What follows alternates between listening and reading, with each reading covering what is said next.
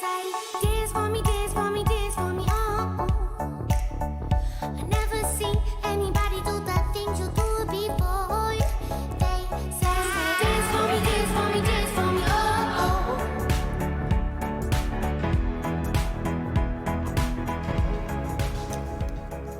Bonjour à toutes et à tous, bienvenue dans Vous êtes formidables. Portrait ce matin du chef étoilé Olivier Belin, seul chef finistérien qui détient 2 étoiles au guide Michelin, un chef qui célèbre la culture du bon goût et des bons produits, et un chef, vous allez le voir, au caractère bien trempé. Merci beaucoup Olivier Belin d'avoir accepté notre invitation. Alors cet amour de la cuisine, il a opéré à l'Auberge des Glaziques, à Plomodiern, fief de votre famille, restaurant tenu d'abord par votre grand-mère, puis par votre mère Marie-Noël Belin. Merci d'être avec nous ce matin avant que vous repreniez les commandes. Et Luc Labon, vous êtes restaurateur et ami de la famille, vous avez suivi toute l'épopée des Belin. Alors, l'Auberge Glazique, c'est là où tout a commencé. On voulait commencer avec une image, celle de votre grand-mère. Racontez-nous qui était cette femme qui a décidé d'ouvrir une auberge familiale après la Seconde Guerre mondiale. Marie-Noël, Olivier. Plutôt Marie-Noël, parce que moi j'ai connu un tout petit peu ma grand-mère, mais pas très longtemps. Par contre, ma mère l'a bien connue. Qui était cette femme, Marie-Noël? C'est pour ça que je dis ça. Oui, c'est-à-dire que c'était la femme d'un maréchal Ferrand, donc qui accueillait tous les, à chaque déjeuner, une dizaine de personnes qui attendaient à ce que les chevaux soient ferrés. Donc elle avait toujours une table ouverte. Et donc ça a duré des années. Et un jour, elle a dit, on ne peut pas continuer comme ça, je vais peut-être me mettre à mon compte. Et donc c'est comme ça qu'elle a ouvert un restaurant. Donc ça date de 1960, 1970 1950. même. Voilà. Et en 60, elle a construit une salle de restaurant attenant à la forge qui était existante. Et donc là, on a commencé petit à petit à se faire une clientèle au niveau des mariages, baptêmes, et donc des repas de famille. Et donc qu'Olivier n'a pas voulu reprendre sous cette forme-là. D'accord, on y reviendra un petit peu plus tard. Qu'est-ce qu'on vous a raconté de cette femme? Qu'est-ce que vous avez l'impression d'avoir hérité? La culture du travail. Ouais. Ça, c'est la première chose, c'est que... alors c'est vrai qu'aujourd'hui, ça paraît un peu bizarre de dire ça dans le monde dans lequel on vit, mais voilà, ce sont des gens qui ne se plaignaient jamais, en tout cas, et qui se levaient très tôt, couchaient très tard. Et on est là pour accueillir les gens quand on a un établissement. Donc beaucoup de travail, beaucoup de manipulation, des gens taiseux, on travaille et on se tait. Marie-Noël, vous allez suivre les traces de votre mère. Il paraît qu'au départ, vous vouliez devenir pilote automobile. Rien à voir. Rien à voir, mais on n'avait pas quoi que ce soit à dire. Ouais. Tu feras la cuisine, tu reprendras après moi, terminé. Et donc, j'ai obéi. Pas forcément de gaieté de cœur, mais j'ai obéi. Et quels souvenirs vous gardiez de votre mère derrière les fourneaux, Olivier? Des souvenirs particuliers, des odeurs? Ah bah des odeurs, j'en ai plein. C'est énorme. Des odeurs, mais d'ailleurs la culture j'ai pas fait ce métier parce que j'aimais la cuisine. J'ai fait ce métier parce que j'adorais manger. Moi, je voulais pas faire ce métier non plus. C'est vrai que ah ouais, là il y a des photos qui passent. Ça va remonter très loin dans votre généalogie. Ouais. Et non, bah là par exemple, je pense que c'était un festival folklorique parce qu'on me sortait jamais autrement. J'étais toujours enfermé là. On me laissait respirer un peu. Et non, mais sans blague à part, voilà, je me rappelle de ces odeurs et surtout des moments où lorsque ma mère me faisait une sauce, faisait par exemple une sauce à l'américaine, parce que un de ses plats fétiches, c'était ce qui est tourné autour de la sauce à l'américaine, les lottes, les homards, les langoustes. Souvent, elle me disait, Olivier, viens goûter. Où j'avais 8-9 ans, j'arrivais, elle me donnait la cuillère, je goûtais, je me disais, c'est bon? Je dis, c'est bon, c'est pas mal. Elle me dit, mais il manque quelque chose. Je sais pas, puis elle me rappelait une demi-heure après, viens goûter. Donc, voilà. Et donc je regoûtais, elle me disait, je change ça très bien. Et au fil des années, pour prendre un exemple, alors là on va dire qu'on avait de la chance, mais une de mes madeleines de Proust, c'était le matin au petit-déj, tartine de pain, beurrée, tranche de langouste qui restait du mariage, par exemple, et la sauce américaine froide. Et là, tu manges ça. Oh là là, mon Dieu, qu'est-ce que c'est bon. Ça c'est des goûts qui marquent. Ouais. Parce qu'à un moment, ce métier, au-delà de devenir grand cuisinier, connu partout, ou pas partout d'ailleurs, peu importe, mais ça part de l'intérieur. Ça, c'est des moments d'émotion comme ça, des moments où on va partager des moments, que ce soit intime. Alors, Luc est là, c'est pareil, mais c'est des moments qui nous appartiennent. C'est qu'à un moment, quand tu me donnes ça, quand tu as fait ces coquilles Saint-Jacques à l'américaine, combien de fois, ces coquilles Saint-Jacques à la bretonne qui étaient dit, mais moi je ne sais même pas les faire, souvent, viens goûter ma farce. J'arrive, ok, goûte. C'est bon, ça s'est relevé, il y a assez d'ail, c'est bon. Tu vois, tout à l'heure, la cuisson, ça va être magnifique. Et quand on les mange, c'est très émotionnel. En plus que ça soit bon, mais il y a tout le travail parce qu'on sait. Et puis j'ai vu ma maman travailler. Mais justement, Marie-Noël, est-ce que vous aviez rêvé qu'il puisse à son tour reprendre l'entreprise déjà quand il était petit? Pas du tout. Pas du tout? Non? Pas du tout. Pourquoi? C'est un métier très difficile. Ouais. Et donc, comme il vous l'a dit, je l'ai beaucoup protégé. Ouais. J'aurais préféré qu'il fasse peut-être autre chose, mais bon, la vie a fait que... Il s'en est passé des choses et il va s'en passer des choses dans cette auberge familiale Ouais. qui va devenir une table d'exception. On va marquer une pause pour aller retrouver Evan. Oui, salut Anne Fantet et bonjour à tes invités. D'ailleurs, Olivier, je voulais vous remercier puisque grâce à vous, on est face à cette belle rivière du Belon en compagnie de Jean-Jacques Caderet. Bonjour Jean-Jacques. Bonjour. Alors, est-ce que vous pouvez commencer par nous donner les caractéristiques de cette rivière? Pourquoi est-ce qu'elle a fait le succès des huîtres? Alors ici, on est sur la rivière du Belon, donc c'est une rivière emblématique parce que les huîtres plates, d'ailleurs, sont communément appelées les belons. Alors qu'elles ne viennent pas toutes forcément de la rivière du Belon, mais ici, on a des huîtres plates qui sont affinées dans la rivière du Belon, donc on peut dire que ce sont des belons du Belon. Voilà, en fait, la rivière a des caractéristiques, un terroir très particulier. Il y a un mélange d'eau douce et d'eau de mer. Et les caractéristiques du sol font que ça donne un goût et une qualité de chair à des huîtres. Pratiquement toutes les huîtres qu'on peut mettre dans la rivière, ça les améliore d'une façon considérable. Finalement, les huîtres, c'est un peu comme le vin, c'est vraiment dépendant du sol. Oui, c'est dépendant du terroir où on va les faire. Évidemment, le travail des hommes est capital également. On peut pas, même si on a un bon terroir, il faut quand même bien les travailler. Mais l'un va pas sans l'autre et vice-versa, quoi. Donc il faut vraiment le terroir intéressant pour les faire. L'huître star, on va dire ici, c'est l'huître plate. Alors évidemment, sur la rivière du Belon et Ariègue-sur-Belon, l'huître star et l'huître emblématique, c'est la plate qu'on appelle la Belon. Voilà. Mais aujourd'hui, on a développé aussi beaucoup d'huîtres creuses. Ah bah et des justement, super on va spéciales. aller les Bah, montrer en même temps. je vais vous Parce les que montrer, vous nous si avez vous voulez. préparé un petit assortiment de vos huîtres. Les belons, on les reconnaît forcément parce qu'elles n'ont pas la même forme. Ce sont des huîtres qui sont rondes et plus plates. Après, il y a les huîtres creuses qui ont différents calibres et surtout différentes qualités. Il y a ce qu'on va appeler les huîtres fines qui sont un peu moins charnues à l'intérieur, qu'on trouve assez facilement un peu partout. Et après, les spéciales. Ça, c'est les mêmes huîtres, mais qu'on a fait engraisser ici dans la rivière Elles pendant sont énormes, au moins un celles-là. an. Et les Alors, il y a préférés tous les d'Olivier, ce sont lesquels? Alors, Olivier, il fait que les perles noires, parce que c'est vraiment une huître plus complexe, plus difficile à avoir, très charnue. C'est quelque chose d'ailleurs qu'on vend pratiquement pas en Bretagne parce que c'est trop charnu. Mais les grands chefs en général, dont Olivier, évidemment, c'est le seul produit qu'il fait d'ailleurs en huître. C'est laquelle, vous, votre préférée? Alors moi j'aime bien mélanger les belons et les perles noires et j'aime aussi les fines parce que la fine va être moins charnue mais va avoir un goût plus iodé et c'est différent. Moi j'aime bien quand si je fais un plateau avec des amis, je fais toujours les trois. Ah ouais, Parce bah, que comme c'est ça, les- on n'est pas déçus. Non, parce que c'est très différent. Les goûts sont ça c'est très doux et très charnu, croquant.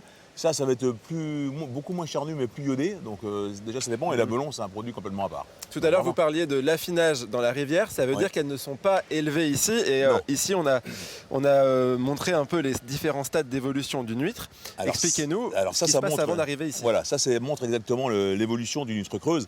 Et encore, celles-ci, elles ont un an. Mais quand on les achète, l'huître creuse qu'on va acheter, elle est toute petite comme ça. C'est vraiment un bébé. Il peut y en avoir 4 à 5 000 dans un kilo. Donc c'est vraiment microscopique. Ensuite, donc quand elles sont petites comme ça, on les met à Carantec pendant minimum 3 à 4 ans. Et après, les plus jolies, les plus arrondies et celles qu'on a déjà sélectionnées tout au long de ces 3 à 4 années d'élevage, on les ramène dans la rivière du Belon pour en faire notamment les perles noires. Et elles vont rester minimum 6-8 mois, voire 1 an dans la rivière du Belon.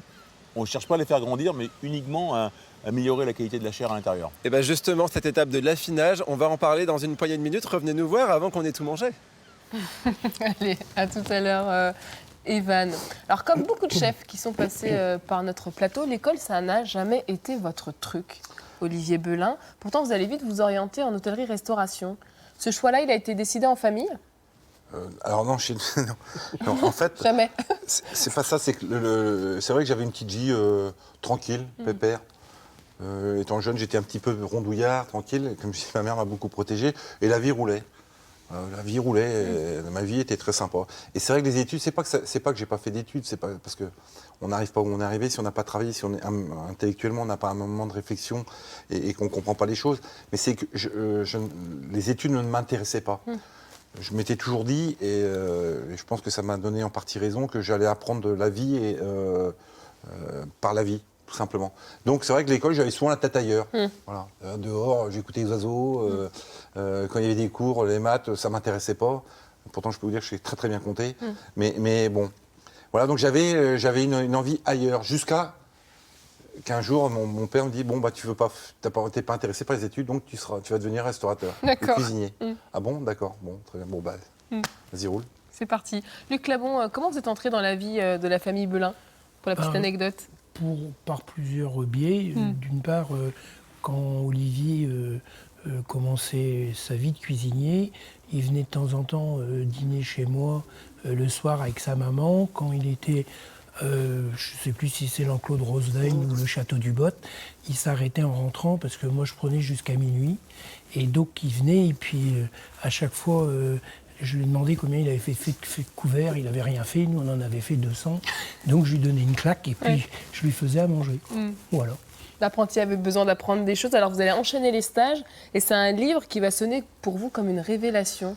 Oui, parce qu'au début, je pense qu'on devient cuisinier. On l'a à l'intérieur, mais il faut le devenir. C'est-à-dire qu'on l'a ou on l'a pas, la passion. Mais après, d'abord, il faut qu'elle naisse. Et puis après, il faut l'enrichir. Mais au début, c'est pas ça. Vous faites ce qu'on vous dit à l'école, hôtelière ou en centre d'apprentissage. Vous faites des choses sans forcément avec passion. Mais moi, il y avait quelque chose que je te l'ai dit tout à l'heure, c'est que la nourriture, l'envie de manger, de goûter, ça, c'est quelque chose que j'avais toujours. Donc même si la première année était assez difficile, parce que c'est vrai que le rythme de vie change, on a quand même un rythme de vie qui change. Alors il faut remettre en contexte, parce que aussi notre métier est en train d'évoluer, mais à l'époque, on fait quand même des heures, on enquille des heures, et c'est vrai qu'il faut être au fourneau, il faut être dedans, mais la nourriture, le fait de manger, c'est quelque chose de jouissif. Donc effectivement, lors de mon premier stage, moi qui lisais très peu, l'anecdote elle est simple, c'est que je suis dans la cuisine et mon chef de cuisine me dit à l'époque est-ce que tu connais un grand cuisinier, Olivier? Je dis ouais, je connais Paul Bocuse, la Tour d'Argent. Il me dit non, la Tour d'Argent c'est un restaurant, pardon. Et les Trois Gros, très bien, parfait. Il me dit mais moi je vais te montrer le plus grand. Et il avait une petite étagère, il y avait quelques livres. Il me passe sa main derrière, il sort ça, il me fait Joël Robuchon, ma cuisine pour vous. Jamais entendu parler. Et là je sais pas ce qui se passe. J'ouvre une page, 2 pages, 3 pages. Je vois l'assiette Belle de Mer, qui était une assiette de homard décortiquée, mais avec une précision dans les pointages et dans le positionnement des éléments. Je fais un jour, j'irai chez lui. Donc il me dit attends, t'arrives pas à ouvrir une huître c'est le cas de le dire en voyant Jean-Jacques. Va falloir que tu travailles. Et donc je dis rien, j'encaisse, comme d'hab. Je dis rien, puis à la fin du service, je dis chef, est-ce que je peux vous prendre le livre? Il me dit ouais, pourquoi? Je dis est-ce que je peux vous prendre le livre? C'est tout ce que je vous demande. Donc il me donne le livre. Je pars vite, parce que je dormais dans une caravane. Hop, moi je saute dans le lit, tu vas rigoler, tu te rappelles? Je saute dans le truc, je casse d'ailleurs je saute dans le pied, je casse, très merde. Ok, bon c'est pas grave. Et moi qui ne lisais jamais rien, je dévore le livre. Oui. Et vous vous faites une promesse, c'est-à-dire que Joël Robuchon a dit qu'il partait à la retraite à 50 ans. Il en a 45. Dans 5 ans, au moins je retravaillerai avec lui. Il faut que je sois chez lui avant. Voilà, exactement. Et donc à 17 ans, vous êtes sacré meilleur jeune cuisinier de l'Ouest. Comment vous avez accueilli cette nouvelle, Marie-Noëlle Belin? C'était une fierté? Vous vous y attendiez? Non, pas du tout. Alors pour moi, non. On n'a même pas fait état de ce... Et pourtant, c'était quelque chose de formidable. Quand même. Oui, très important. Mais bon, après, il est tombé sur un bon prof au Paraclet. Il n'y a pas le droit de le citer, mais je cite le Paraclet, qui a su lui donner l'envie de continuer dans cette voie-là. Et c'était pas facile. Parce que... Et surtout, quand j'étais au Paraclet, j'ai trouvé une deuxième famille. Et ça a permis mon épanouissement. C'est quelque chose de très important. Parce que c'est vrai que souvent, les jeunes, pour qu'on puisse avancer avec eux, il faut qu'ils se sentent bien. Et moi, ça a été ma deuxième famille. Luc Labon, vous avez toujours vu en Olivier un futur cuisinier ou pas, vous? En fait, en le voyant petit et en vous moquant de ces petits couverts qu'il faisait, contrairement aux vôtres. Ce que je veux dire, ce que je pense, c'est que déjà à cette époque-là, pour faire les heures qu'il faisait aller à droite, à gauche, il fallait avoir la niaque. Et ce que non plus aujourd'hui, mais n'avait pas non plus à cette époque-là. Et pour subir, parce qu'en cuisine, il faut savoir qu'à cette époque-là, les gens subissaient, que c'était pas facile, que les cuisiniers n'étaient pas toujours très tendres avec. Je pensais déjà qu'il l'aurait fait. Après, bien sûr, j'ai toujours eu en fil l'auberge des Glazik, mais de là à devenir ce qu'il est devenu, c'est par lui-même et par son travail et l'aide de sa maman qu'il a pu le faire. Et surtout parce que il était, lui tout à l'heure a dit j'ai pas fait d'études, mais il était intelligent. Il n'y a pas besoin d'avoir fait des études pour être intelligent. Et donc il a la capacité, disons, à apprendre et à supporter. Comme il a dit tout à l'heure, il a dit j'ai pris le livre et j'aurais dit de se taire. Quoi. En gros c'est ça. C'est-à-dire qu'il prend sur lui ce qui le... Parce que c'est quelqu'un de timide dans le fond, mais si vous voulez, parce qu'il disait que sa maman l'avait protégé, elle l'a protégé, mais d'un autre côté, ça a été un handicap aussi pour lui, mais qui est quelquefois, c'est pour ça qu'il peut même, si vous voulez, quand vous ne le connaissez pas, vous pouvez avoir l'impression qu'il vous agresse, mais il se protège, en fait, si vous voulez. Alors on va faire une petite ellipse quelques années plus tard. Vous allez faire vos armes auprès de grands chefs à travers la France. Vient le jour où vous réalisez cet objectif, à savoir travailler avec Joël Robuchon. On va regarder cette archive. 3 soupes de foie gras, 2 pigeons, un point bien cuit et un bar. Un coup à la poêle, juste pour le dorer en surface, moelleux à l'intérieur. Là, ça va être mou, là, ça va être doré en surface et bien moelleux. Ça va passer vite au sautoir. Hein? La rigueur, le travail bien fait, la précision, la perfection, ce qu'il recherche. Et voilà, c'est ce que j'ai voulu apprendre. On a travaillé dans une brigade, dans cette maison. Qu'est-ce qui est le plus difficile? Le plus difficile, c'est... tout est difficile. D'essayer de bien faire tous les jours, c'est difficile. Voilà. Il y a des moments difficiles aussi à passer? Bien sûr, il y a des moments difficiles. Il suffit de travailler un peu et puis on y arrive. Mais c'est un grand plaisir de travailler dans une maison pareille. Mais on y va directement là. Le café fumé de courgette. Il faut toujours maintenir une rigueur. Je pense que quand un client vient dans un établissement comme chez nous, ça doit être une fête complète. Qui commence bien sûr par l'accueil du voiturier, le service, le cadre et par la cuisine. Donc pour maintenir une qualité, on ne peut pas le faire. S'il n'y avait pas une rigueur, je pense que tout le monde pourrait le faire et ça serait à la portée de tout le monde. Voilà pour cette archive Olivier Belin. Je vous vois sourire. Pourtant, travailler à ses côtés, à côté de Joël Robuchon, ça a été quand même assez éprouvant pour le jeune cuisinier que vous étiez. C'est pas que c'était éprouvant, c'est que je me rappellerai toujours le jour où j'ai dit à ma mère, je veux aller chez M. Robuchon. Elle m'avait dit, attention, tu sais où tu vas aller. J'ai dit, ouais, je mesure les conséquences. C'est le plus grand. Alors là, il y a une photo, vous voyez, où c'est tous ses bras droits et le seul chef de parti, c'est-à-dire qu'il n'était pas chef, qui est dans la brigade, là, qui pose sur cette photo. C'est moi. Et c'est vrai que c'était un moment très émouvant parce que pour être considéré avec ce monsieur qui était à l'époque le plus grand cuisinier du monde, c'est jouer dans la plus belle grande équipe du monde, dans la plus belle team. C'est-à-dire qu'il n'y a que l'excellence qui compte. Et c'est vrai que quand je dis c'est dur, c'est parce que c'est pas dur dans le travail. On sait que ça va être exigeant. D'ailleurs, quand moi j'arrive, moi j'ai gagné le concours du Grand Ouest Loire-Atlantique, meilleur jeune cuisinier breton, mais à l'époque il y avait 21 régions, 22 régions, je sais plus en France. Il y a 21 jeunes cuisiniers autour du piano qui ont la niaque, qui ont envie d'avancer. Donc vous êtes dans un niveau d'excellence. Donc pour faire sa place, il faut pousser des coudes, mais tout en respectant ses collègues. Mais c'est très dur. Mais c'est vrai que voilà, les mots de M. Robuchon tout à l'heure, paix son âme, parce que ça reste pour moi le plus grand à jamais.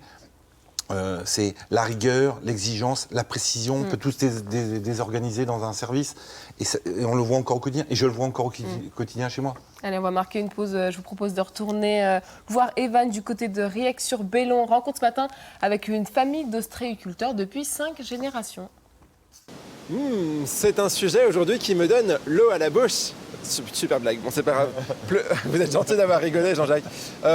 Plus sérieusement, nos huîtres, enfin vos huîtres, les huîtres Cadoret, vous nous expliquez, elles sont affinées dans la rivière du Belon qu'on voit juste en face.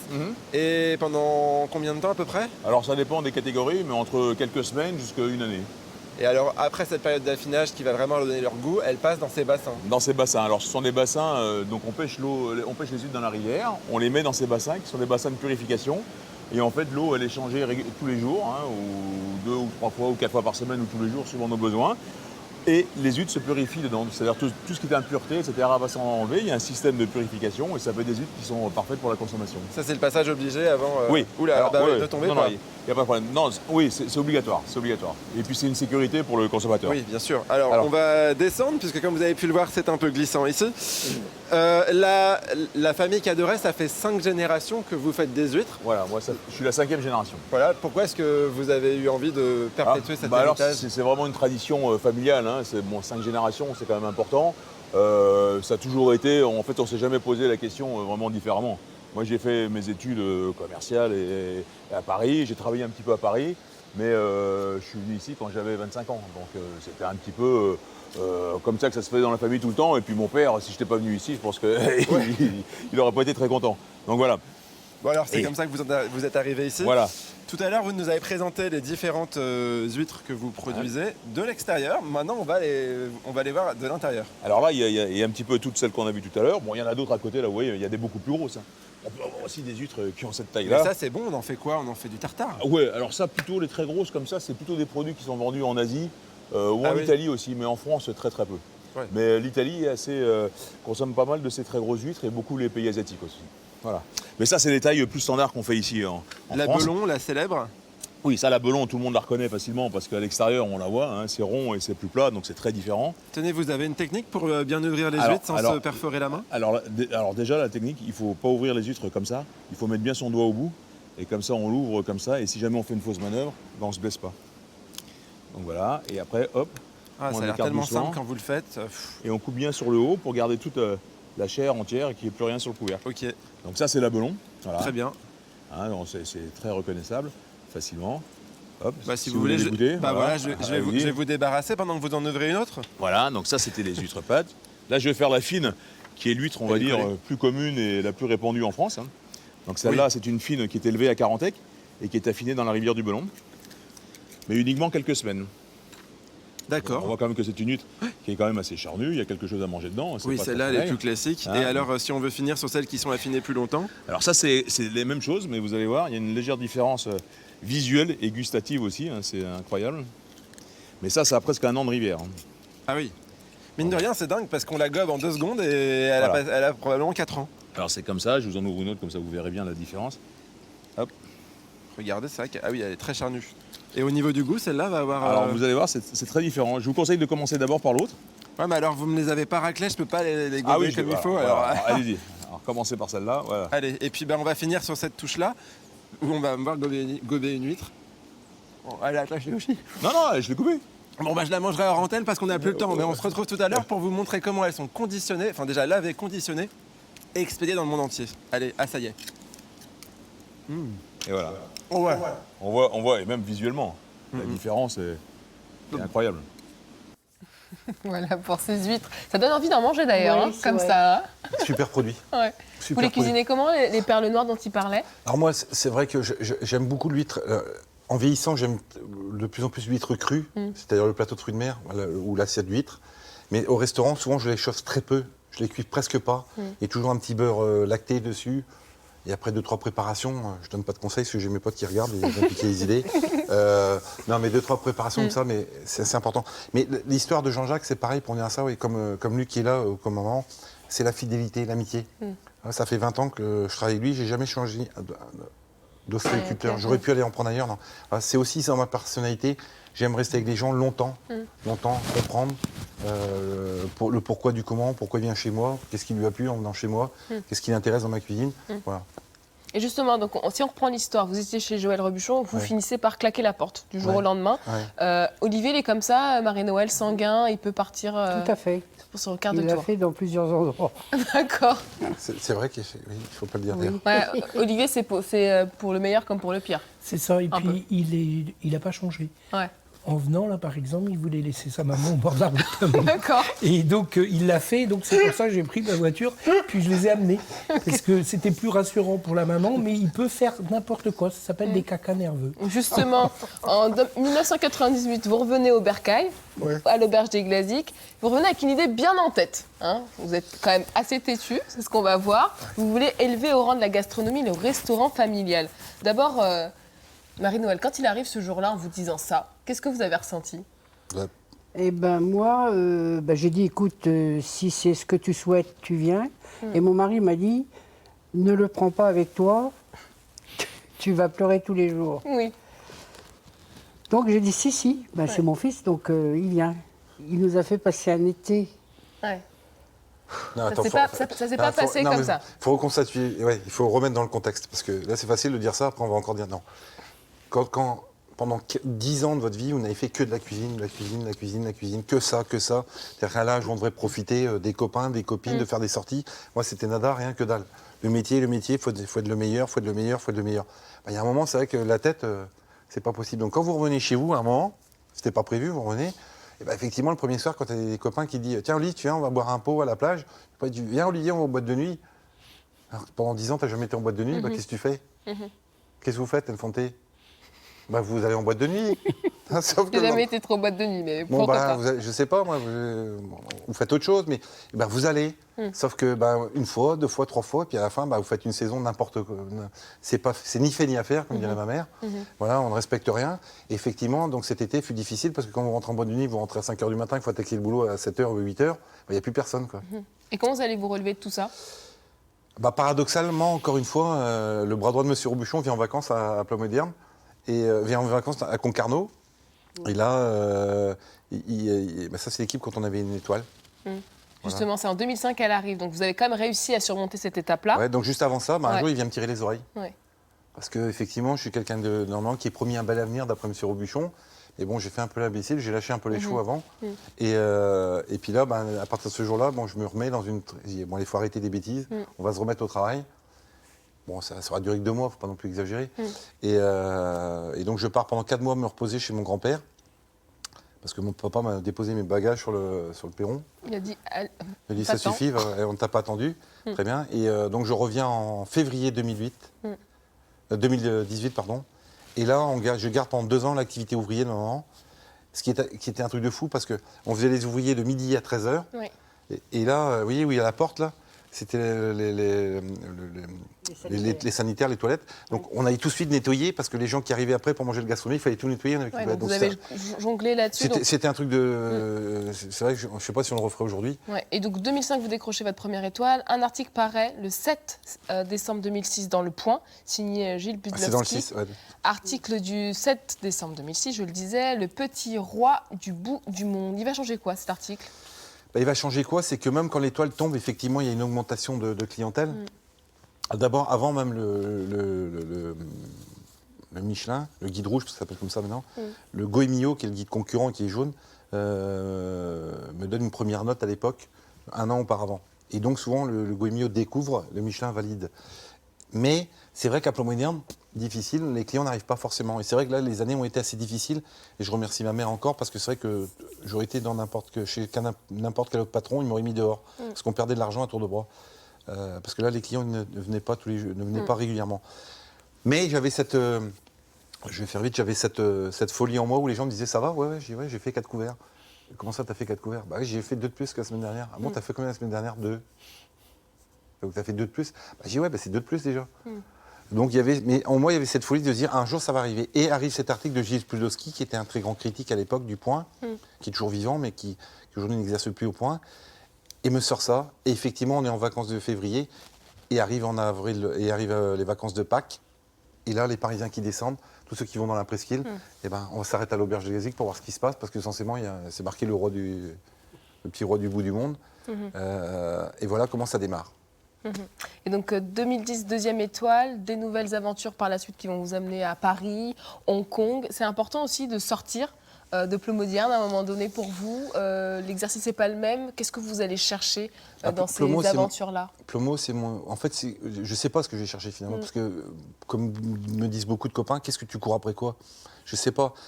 En tout cas, tout le long de ma formation, je n'ai cessé de me nourrir du savoir.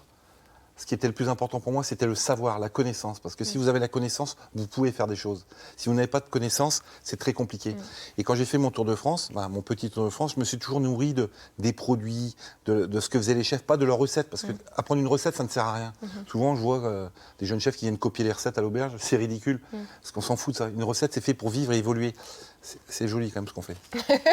Et justement, Luc Labon, comment vous avez suivi cette ascension d'Olivier Belin? Vous étiez éloigné? Vous étiez là dans les moments difficiles? On peut dire ça. J'ai toujours été assez présent. Lui-même, d'ailleurs, j'ai eu des difficultés à un moment. J'ai pu compter sur lui.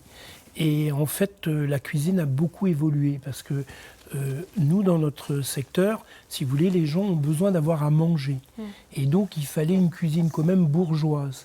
Et la cuisine s'est affinée petit à petit du fait du changement des gens. Et Olivier a su, à un moment, disons, évoluer vers ça. Mais c'était pas du tout gagné parce que chez nous, quand les gens viennent manger, ils veulent manger. C'est-à-dire, ils veulent pas grignoter comme on peut être à Paris ou à autre chose. Et donc, il faut jouer sur ces deux tableaux-là, en tout cas. Il faut jouer sur ces deux tableaux et il a, beaucoup appris et évolué. Et certains qui n'y vont jamais vont vous dire, ouais, là-bas, c'est que ceci ou c'est cela. Mais ils n'y ont jamais été. C'est toujours le même problème. Ils ne peuvent que... Ils se fondent sur ce qu'ils ont entendu, mais qui a peut-être 20 ans en arrière. Quoi. On va regarder à présent un petit message de quelqu'un qui vous connaît bien, Olivier. Bonjour Olivier, bonjour à tout le monde. Déjà, je m'excuse de ne pas être avec vous sur le plateau, mais nous avons beaucoup de travail à Paris, ce qui est plutôt une bonne nouvelle. Olivier, on revient en arrière, on est en 87 au Paraclet, c'est la rentrée. Et c'est aussi une belle amitié qui démarre. Elle ne s'arrêtera jamais, aussi grande que va être notre aventure. Donc de Quimper à Paris, et puis toi qui reviens en Bretagne pour cette magnifique expérience que tu vas faire vivre à tes clients. Je pense fort à toi, nous avons cette passion commune que nous partageons et qui va encore grandir. Plein de bisous et à très vite. Merci. Voilà pour ce petit message. Est-ce que vous pouvez nous dire qui c'est, Olivier? Je vous sens ému. Elle s'appelle Maria Sora, donc elle est restauratrice. Marie Soria. Ouais.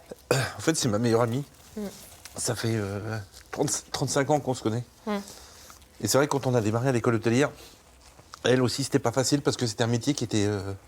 très masculin à l'époque. Très, très masculin.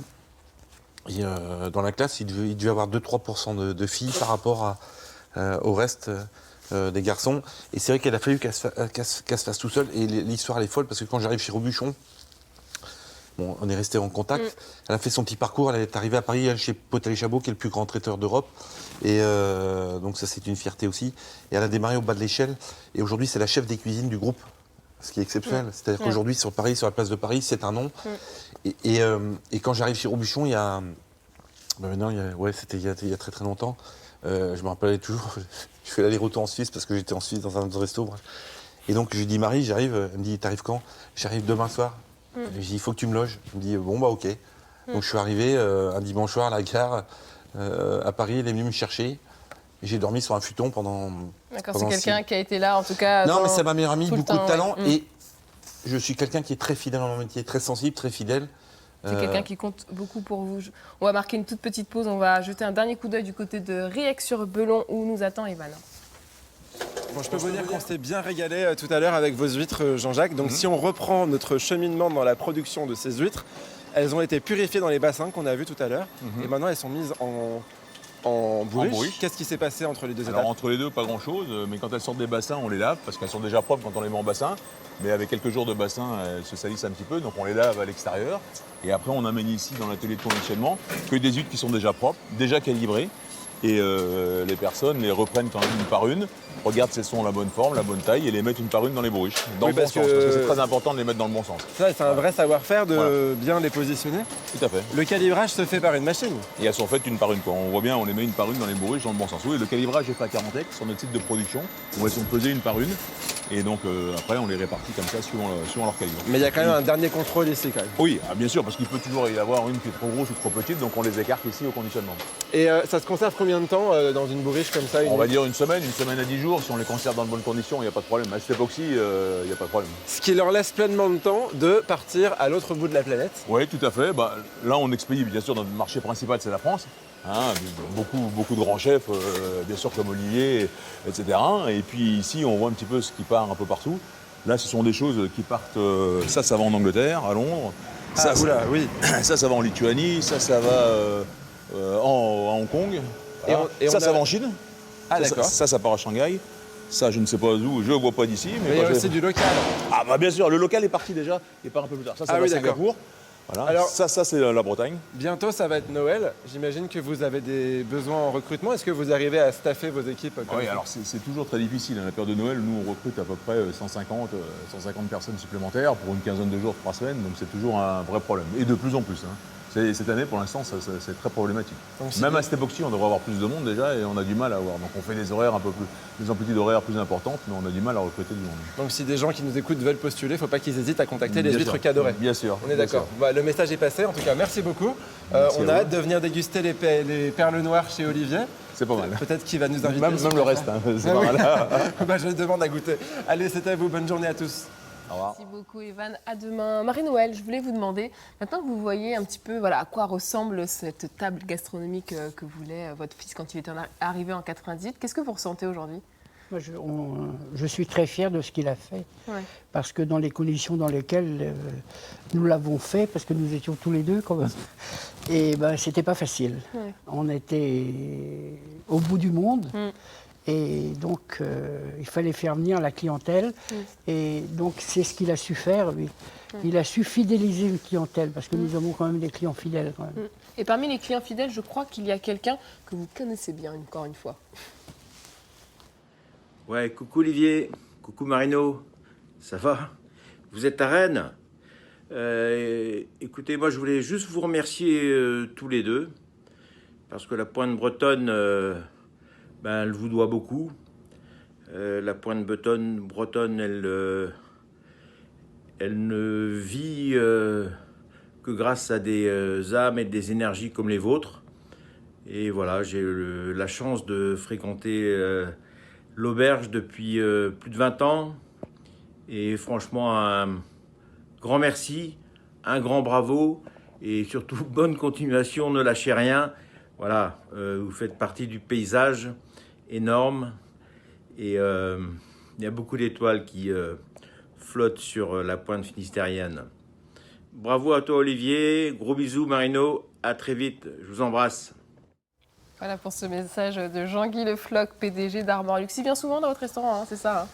C'est-à-dire qu'ils viennent régulièrement, mais c'est pareil, je vais dire, quand on parlait tout à l'heure, je parlais, pourquoi j'ai voulu que Luc soit là, parce que ça a jalonné mon parcours.